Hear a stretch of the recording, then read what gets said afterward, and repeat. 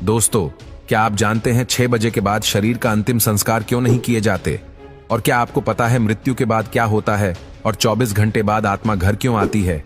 और मृत्यु के बाद 13वीं क्यों मनाई जाती है? क्या 13 दिनों तक मृतक की आत्मा घर पर रहती है? नंबर 1, मौत से कुछ घंटे पहले इंसान के पैरों के नीचे से और सोल चक्र डिस्कनेक्ट हो जाते हैं।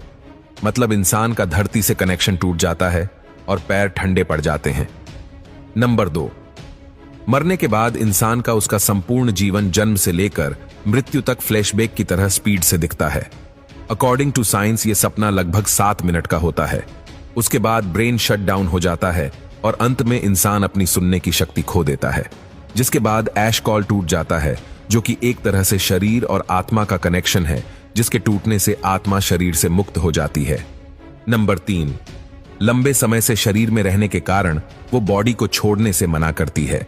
वो फिर से बॉडी में प्रवेश करने की काफी कोशिश करती है, लेकिन वो असफल रहती है।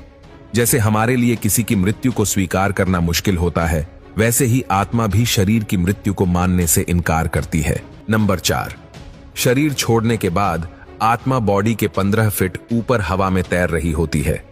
वो अपने परिजनों को रोता हुआ देखती है। उसके बारे में बोले गए शब्दों से किसी शोर की तरह सुनाई देते हैं। नंबर 5, हिंदू ग्रंथों के अनुसार रात के समय अंतिम संस्कार नहीं किया जाता। उसे सूर्य देव की पहली किरण के बाद ही जलाया जाता है।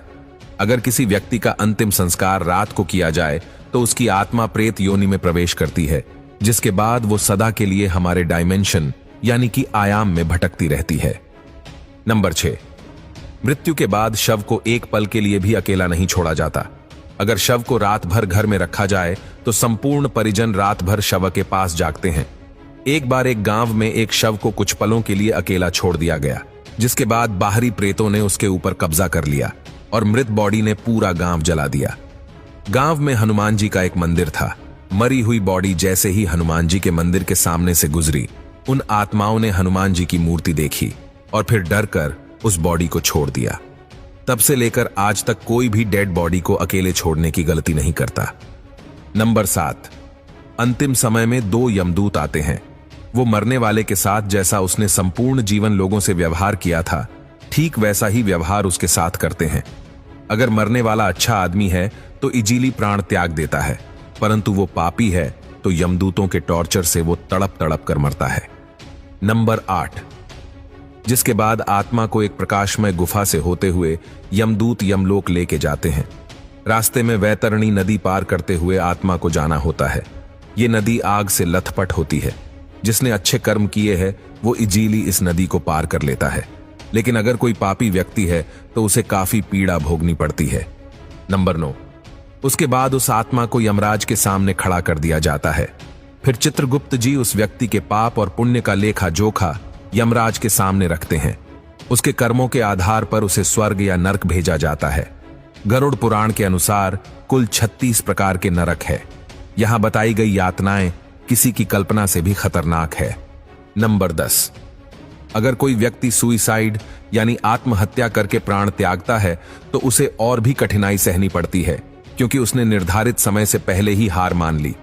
यह शरीर हमारा नहीं है, यह किराए का मकान है जिसे कुछ समय के लिए यूज करने के लिए मिला है। यह मिट्टी का है और एक दिन मिट्टी में ही मिल जाएगा। नंबर 11, गरुड़ पुराण के अनुसार हमारे वास्तविक जीवन में किए गए हमारे कर्म ही हमें नरक दिलाते हैं। उसके बाद अगर कोई साधु या तपस्वी है तो उसे मोक्ष की प्राप्ति हो जाती है। नंबर 12, सबसे बड़ा सवाल, ये सब बातें हमें कैसे पता? गरुड़देव जिनका बल अतुलनीय है, वो अकेले 700 इंद्र को पराजित कर सकते हैं। गरुड़देव स्वर्ग से अमृत कलश लेकर उड़ गए थे, लेकिन उन्होंने अमृत पान नहीं किया। उन्हें बिना अमृत के ही अमृता प्राप्त हुई।